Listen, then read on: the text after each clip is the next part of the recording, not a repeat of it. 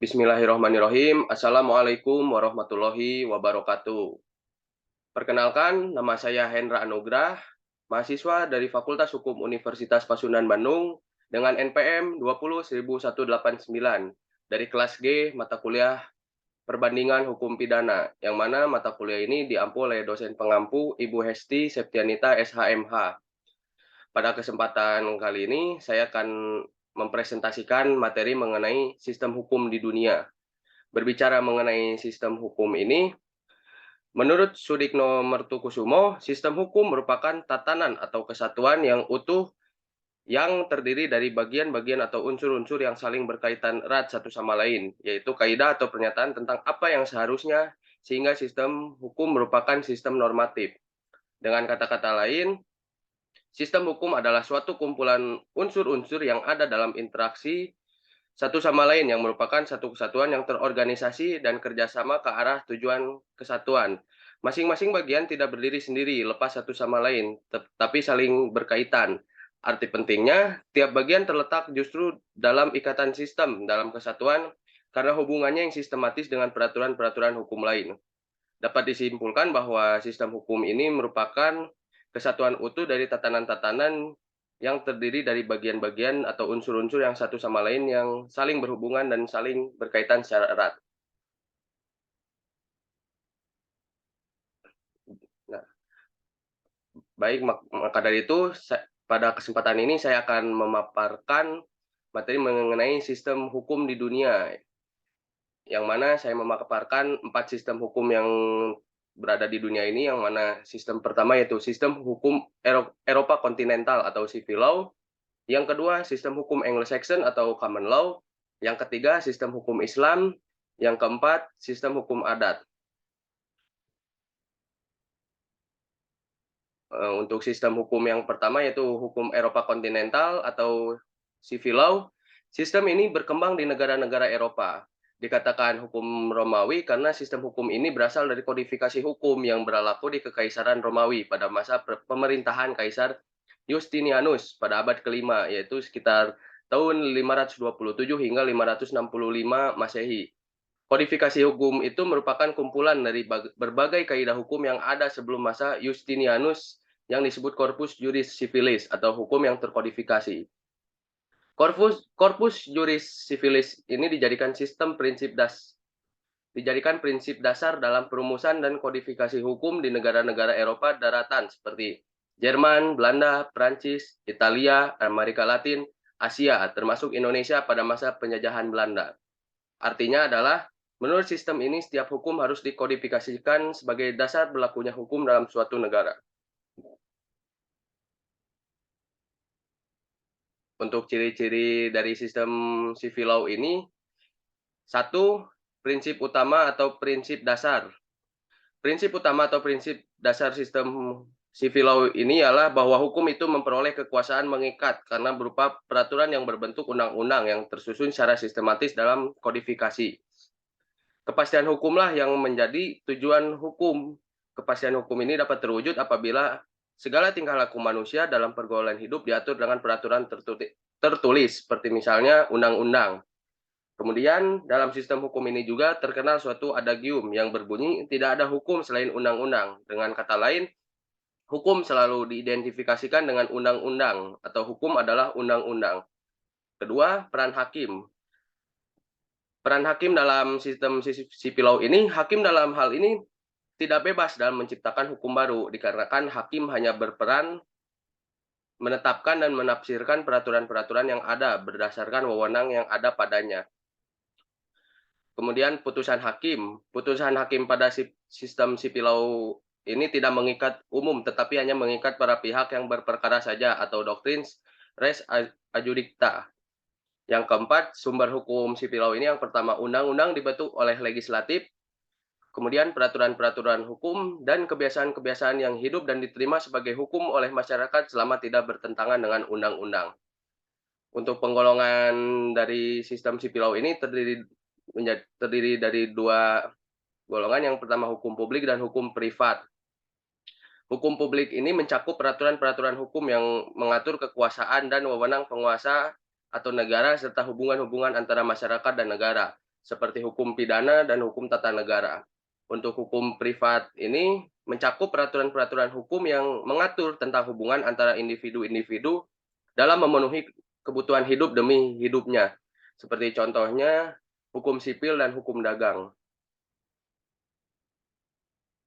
Untuk sistem hukum yang kedua yaitu sistem hukum Anglo-Saxon atau common law. Sistem hukum Anglo-Saxon atau common law pada dasarnya adalah judge-made law, artinya hukum yang dilahirkan oleh para hakim melalui putusan pengadilan dan kekuatan mengikat terhadap putusan hakim sebelumnya yang dikenal dengan istilah the binding force of precedent. Sistem hukum Anglo-Saxon ini pada mulanya berkembang di negara Inggris pada abad ke-11 dan dikenal dengan istilah common law atau unwritten law atau hukum tidak tertulis. Sistem hukum ini dianut di negara-negara anggota Persemakmuran Inggris seperti Australia, Kanada, Amerika Serikat, dan yang lainnya. Untuk ciri-ciri dari sistem common law ini atau sistem Anglo-Saxon yaitu sumber hukum. Satu, putusan-putusan hakim atau putusan pengadilan atau jurisprudensi. Putusan-putusan hakim mewujudkan kepastian hukum, maka melalui putusan-putusan hakim itu prinsip-prinsip dan kaidah-kaidah hukum dibentuk dan mengikat umum. Kemudian, kebiasaan-kebiasaan dan peraturan hukum tertulis yang berupa undang-undang dan peraturan administrasi negara diakui juga, karena pada dasarnya terbentuknya kebiasaan dan peraturan tertulis tersebut bersumber dari putusan pengadilan. Lalu C, putusan pengadilan, kebiasaan dan peraturan hukum tertulis tersebut tidak tersusun secara sistematis dalam kodifikasi sebagaimana pada sistem hukum Eropa kontinental. 2, peran hakim. Peran hakim dalam sistem common law ini, yang pertama, hakim berfungsi tidak hanya sebagai pihak yang bertugas menetapkan dan menafsirkan peraturan-peraturan hukum saja. Hakim juga berperan besar dalam menciptakan kaidah-kaidah hukum yang mengatur tata kehidupan masyarakat. B, hakim mempunyai wewenang yang luas untuk menafsirkan peraturan-peraturan hukum dan menciptakan prinsip-prinsip hukum baru yang berguna sebagai pegangan bagi hakim-hakim lain dalam memutuskan perkara sejenis. Oleh karena itu, hakim terikat pada prinsip hukum dalam putusan pengadilan yang sudah ada dari perkara-perkara sejenis atau asas doctrine of precedent. Yang C, namun bila dalam putusan pengadilan terdahulu tidak ditemukan prinsip hukum yang dicari, maka hakim berdasarkan prinsip kebenaran dan akal sehat dapat memutuskan perkara dengan menggunakan metode penafsiran hukum. Sistem hukum Anglo-Saxon ini sering disebut juga dengan istilah case law. Untuk penggolongannya sendiri, sistem hukum Anglo-Saxon ini terbagi menjadi dua sama seperti hukum Eropa kontinental, yang pertama hukum publik, yang kedua hukum privat. Dalam perkembangannya, sistem hukum Anglo-Saxon ini mengenal pula pembagian hukum publik dan hukum privat. Pengertian yang diberikan kepada hukum publik hampir sama dengan pengertian yang diberikan oleh sistem hukum Eropa kontinental. Sementara bagi hukum privat, pengertian yang diberikan oleh sistem hukum Anglo-Saxon ini agak berbeda dengan pengertian yang diberikan oleh sistem Eropa kontinental. Dalam sistem Eropa kontinental, hukum privat lebih dimaksudkan sebagai kaidah-kaidah hukum perdata dan hukum dagang yang dicantumkan dalam kodifikasi kedua hukum itu. Berbeda dengan itu, bagi sistem hukum Anglo-Saxon ini pengertiannya hukum privat lebih ditujukan kepada kaidah-kaidah hukum tentang hak milik, hukum tentang orang, hukum perjanjian, dan hukum tentang perbuatan melawan hukum.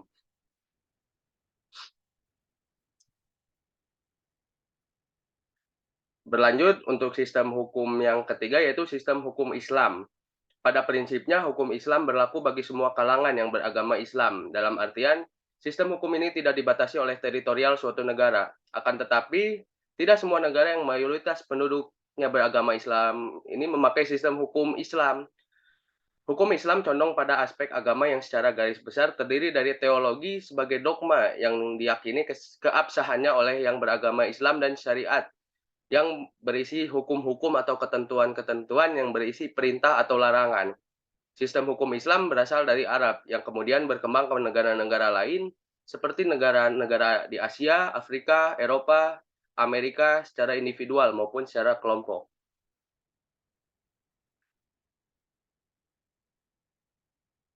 Untuk ciri-ciri dari sistem hukum Islam ini, yang pertama sumber hukumnya berasal dari 4 sumber. Yang pertama dari Al-Quran, yang kedua dari hadis, yang ketiga dari ijma, yang keempat dari qiyas.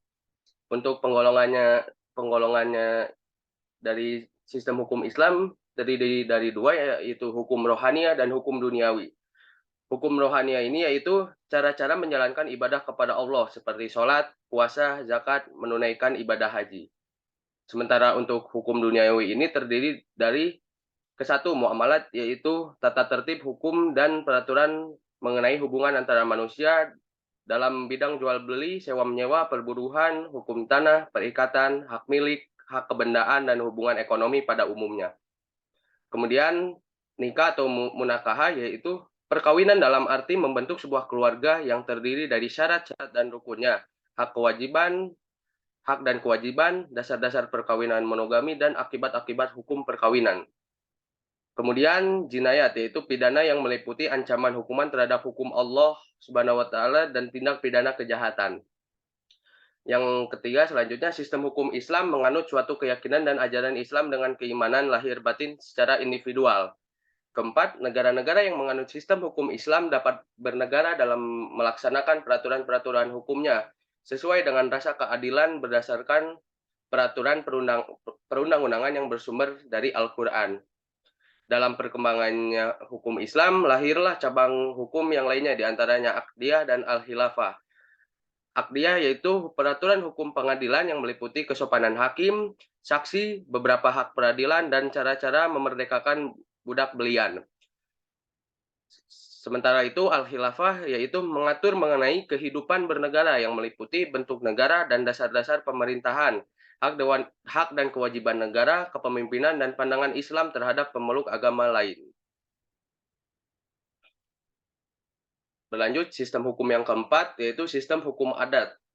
Pada prinsipnya, hukum adat yang biasa disebut juga hukum kebiasaan berawal dari tradisi yang tumbuh, hidup, dan berkembang dalam suatu tatanan masyarakat.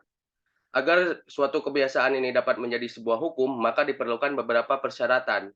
Pertama, hal tersebut bukan merupakan kebiasaan individual, melainkan kebiasaan kelompok masyarakat. Dapat diartikan kebiasaan tersebut tidak sebatas seorang anggota masyarakat, tetapi dilakukan oleh masyarakat sebagai satu kesatuan yang utuh. Kedua, kebiasaan tersebut merupakan ranah suatu perbuatan positif dalam pengertian melakukan suatu perbuatan atau tidak melakukan suatu perbuatan. Ketiga, kehidupan sebagai suatu kebiasaan untuk melakukan atau tidak melakukan sesuatu harus dialami oleh masyarakat sehingga memiliki kekuatan mengikat. Keempat, kebiasaan tersebut harus dikukuhkan oleh penguasa umum. Hukum adat berkembang di lingkungan kehidupan sosial di Indonesia, Cina, India, Jepang, dan negara lainnya. Di Indonesia, asal mula istilah hukum adat ini yaitu dari istilah adat reh yang dikemukakan oleh Snud Hurgronje.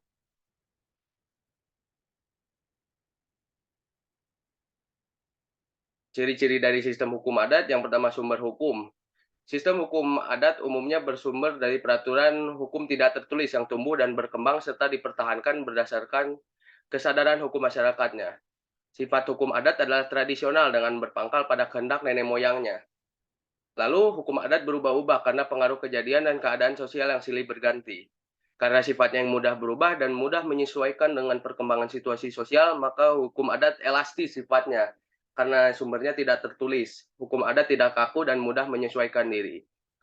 Untuk penggolongannya, hukum adat itu sendiri terdiri dari tiga golongan. Yang pertama, hukum adat mengenai tata negara, yaitu tatanan yang mengatur susunan dan ketertiban dalam persekutuan-persekutuan hukum, serta susunan dan lingkungan kerja, alat-alat perlengkapan, jabatan-jabatan, dan pejabatnya.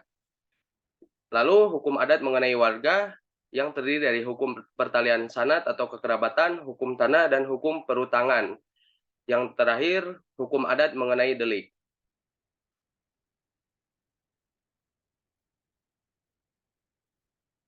Nah, ini merupakan referensi yang saya ambil untuk merumuskan materi mengenai sistem hukum di dunia ini. Yang pertama dari jurnal, kemudian dari internet juga. Baik, sekian presentasi yang bisa saya sampaikan. Mohon maaf apabila ada kesalahan dari kata maupun dari ucapan. Semoga ini bisa bermanfaat bagi kita semuanya. Terima kasih. Wassalamualaikum warahmatullahi wabarakatuh.